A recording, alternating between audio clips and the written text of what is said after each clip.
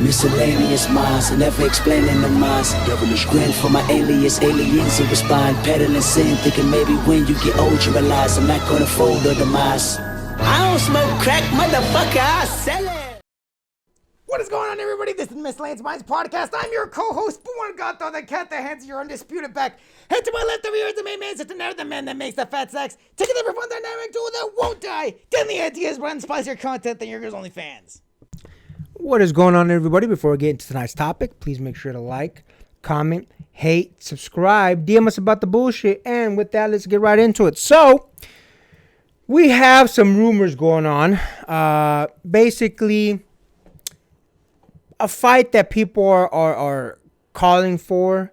A fight that, in my personal opinion, is going to be a mismatch for a number of different reasons. But hey, we got people like Teddy Atlas talking about it. We got people like Paulie Malignaggi talking about it. But all these individuals calling and asking for it, talking like it's going to happen and trying to will it by talking about it into existence.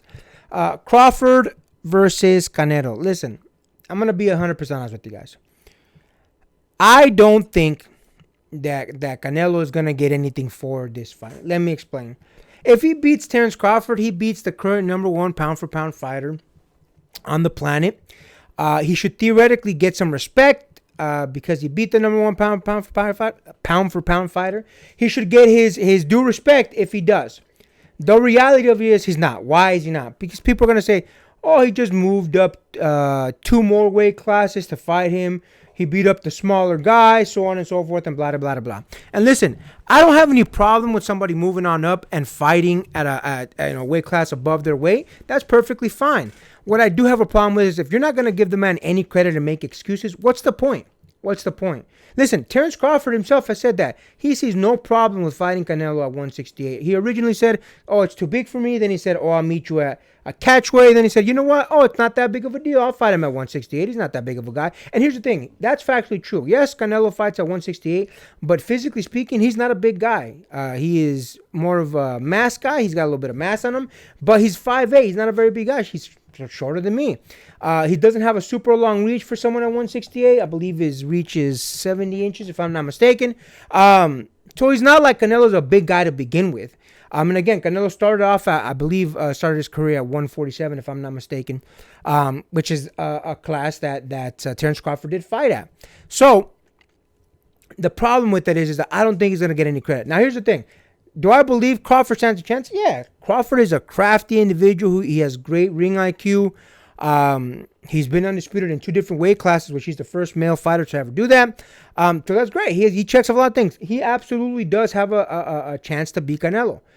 With that being said, he's going to get all the credit in the world if he doesn't.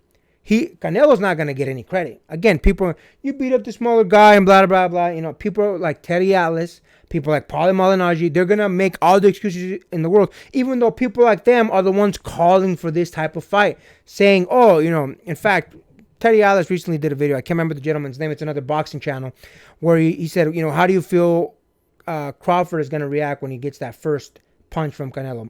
Again, keep in mind, Canelo's a power puncher, and he's 2 weight classes above Crawford currently. And Teddy Atlas basically scoffed at it. He's like, oh, how do you think he's going to react? He's going to react like he always is. He's going to overcome it. And again, listen, that's perfectly fine. You can have that opinion. There's nothing wrong with having that opinion. Crawford is a great boxer. What I have a problem with is this is the same Teddy Atlas that said when Jermell Charlo goes up and fights Canelo, he's going to fucking, you know, show off his skill. He's going to put Canelo to shame and blah, blah, blah, blah. And what happened? He didn't win. Charlo didn't win 1 round. He didn't win 1 round. Listen, I know some Charlo fans are going to make it, you know, he won this round or he won this. He didn't win any, man. Go back and watch the fight. He didn't win 1 round. And then people like Teddy Atlas and the Paulie Malignaggi in the world, they go off and like, oh, and they make fun of the whole thing. It's like, oh, he beat a man that was there to be beat. Then why the fuck did you talk so much shit beforehand? That's the problem that I have with this. Listen, again, I'm here for the fight. Make it. I'm cool with it. Ain't no problem with it. All I'm saying is give each man their due. I have no problem. Again, I'm acknowledging Crawford that can definitely beat Canelo. I'm not saying he can't. And give him his flowers if he does. But do the reverse as well. All these fucking boxing pundits, what pisses me off about them, they all have their fucking favorites, and it's annoying because, listen, it's clear. You know, they're trying to play off, oh, I'm not a Canelo hater. Oh, I'm not a Terrence Crawford hater. Oh, I'm not a Tank hater. Oh, I'm not on this one. Call it down the fucking middle, man. Stop being so fucking biased. Let it be what it fucking is. Again, I watch boxing content daily. I watch MMA content daily. I am a true fan, so when I come to discuss these, look, I'll tell you, I have fighters that I like, but I'm not going to fucking let them fucking slide on some bullshit. I wasn't a big old fan of Sean Strickland, but I'll be honest with you, he should have won his last fight. I'm here to call things down the fucking middle, even if it means that the person that I may be rooting for or I may be fucking going in there wanting to win, if they got on some slid by on some bullshit, I'm not gonna let them slide, and that's what these people do. That's what the Teddy Alice's of the world do. That's what the Paulie Malignaggi's do. They call it as they want to see it, not as it should be called. So again, listen, I'm all for it. If people want to fight, let's make the fucking fight. But don't make excuses afterwards. The same energy that you have going into it, keep that same fucking energy as you're going out the door. What do you think about that, my man? Now, look, refresh my memory on the Charlo fight. Wasn't he kind of just dancing around the entire time, not really throwing any like significant punches? He didn't throw shit. He wasn't there. Like, he wasn't fighting back at all. And listen, some people say, oh, he was there to be beat. I'll be honest. This is what I personally believe. I believe he went in there. I believe, and Charlo even said this after the fight. He even said this after the fight. He said, he's a lot craftier than I thought he was. And you know what's funny is Canelo said this before. It's one thing to talk shit when you're watching me fight. It's another thing to be with me in the ring and then be talking shit. Because again, Jermell, he went in there saying, you know, there was a video that came out right before the fight, right after the fight, where he's like, oh, I can beat that boy. And then what happened? He didn't fight back, and the reason I think he didn't fight back to the degree, I don't think he wanted to get knocked out. The fact that in the 7th round, Canelo knocked him down shows that it could have ended. Canelo had the power to knock that boy out. I don't think Jermell wanted to get knocked out because that would have been embarrassing, and I think that's the reason why you didn't see a bigger fight out of him. So yes, you're right. He just danced around, didn't throw a whole lot. Okay, see, that's how you get your work done easier for you, is that you basically just inflame him a bit further and he just does all that talking. Anyway. Listen. It's bullshit. It's just bullshit, bro. I just don't like the fucking biases by these fucking people. It pisses me off. Listen, again, I will fully acknowledge that the Jermell Charlos of the world, the Jamal Charlos of the world, the Demetrius Andres, they're all great boxers, man. But when they all talk shit for years and years and years, and then their fandom says, this man's ducking, and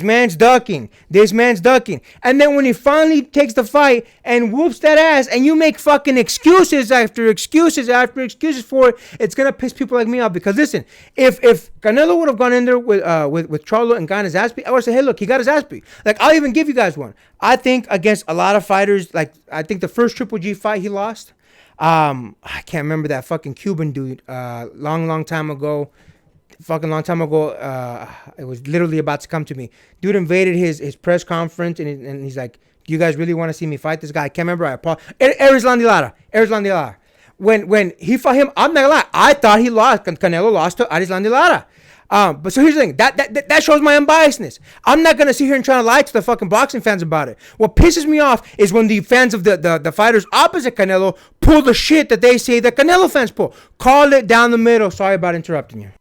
No, you're good. You're doing my job for me. Anyways, look, so the thing about this is my problem with the I don't want to repeat of a Charlo situation where it's like, okay, it's like talk smack, and then once the fight happens, he was like, okay, I'm just here to have fun, you know, it's a good day, you know, we have like a sold out crowd, I'm just gonna give the fans a good expedition. No, look,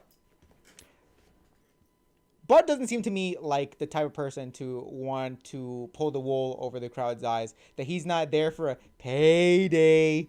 A lot of people say that people wanting a fight with Canelo Alvarez seem to be. It seems like Terrence Crawford really is about it, which gives me hope for if and when this fight is officially announced, because again, they're in the talking stage right now.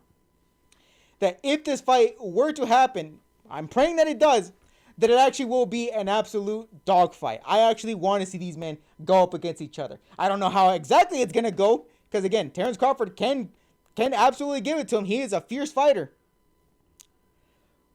But I'm kind of afraid of how it's actually going to turn out. Because, again, I've been disappointed with stuff like this before. Especially with the Charlo fight, immensely disappointed.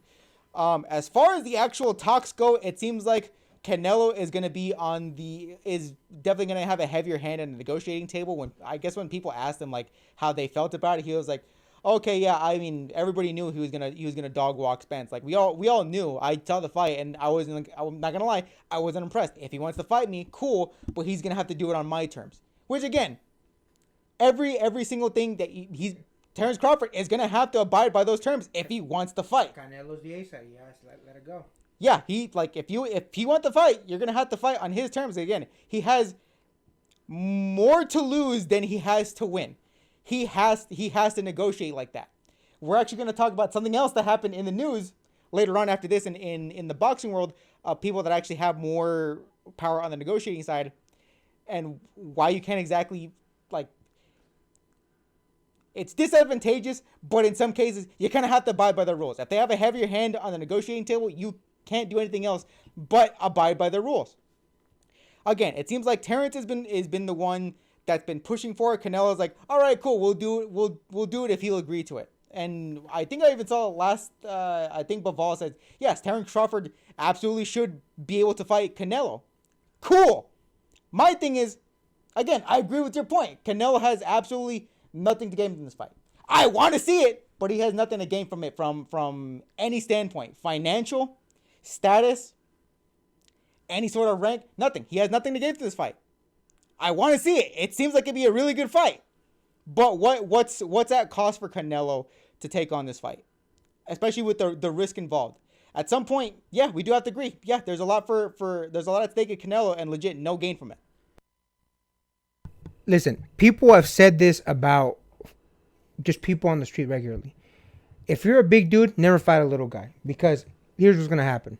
If you fight the little guy and you whooped his ass, what happened? You beat up a little guy. If you fight the little guy and you get your ass beat, you just got your ass beat by a little guy.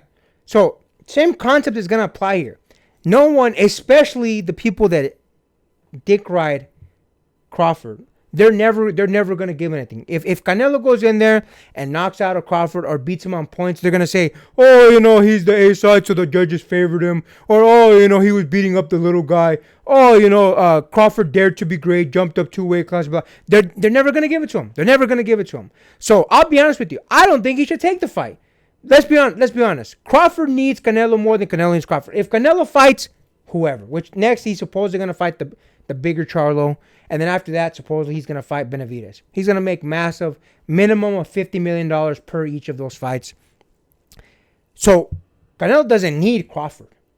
Crawford has stated, he's like, look, man, I don't got that many more fights in me. He said this himself. Don't listen to me. Go watch his interviews. He said it himself. I don't have that many more fights in me. He's looking for a fucking big-ass payday, and the biggest payday that he's going to get is against Canelo. So again, listen. I don't care. If Canelo and Crawford want to make the fight. I'm cool with it. I'll watch it. I'll pay for all that shit. Just keep the same fucking energy no matter who wins. And here's the thing.